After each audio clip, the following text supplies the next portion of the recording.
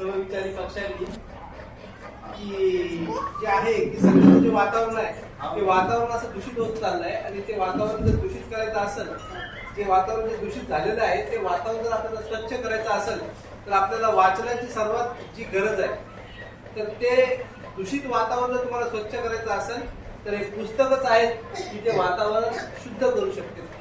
त्या अनुषंगाने आता महात्मा फुलेंची जयंती आहे, बाबासाहेब आंबेडकरांची जयंती आहे. तर महात्मा फुले आणि बाबासाहेब आपण यांना याच्यासाठी मानतो कारण त्यांनी पुस्तकं लिहून ठेवलेले आहेत, त्यांनी विचार वाचलेले आहेत. आणि आपण जर त्यांची जयंती जर दुसऱ्या पद्धतीने जर साजरी करत असेल म्हणजे जयंती आता जयंतीचे प्रकार वाढलाय की आपण 100 लोकांकडे जायचं, चंदा गोळा करायचा आणि ते एका डीजे वाल्याला द्यायचा. म्हणजे हे कुठेतरी थांबलं पाहिजे. डीजे जरी जास्त जर पाहिजे ते आपल्या विचारायचं पाहिजे ना, गाणे आपल्या विचारायचे पाहिजे.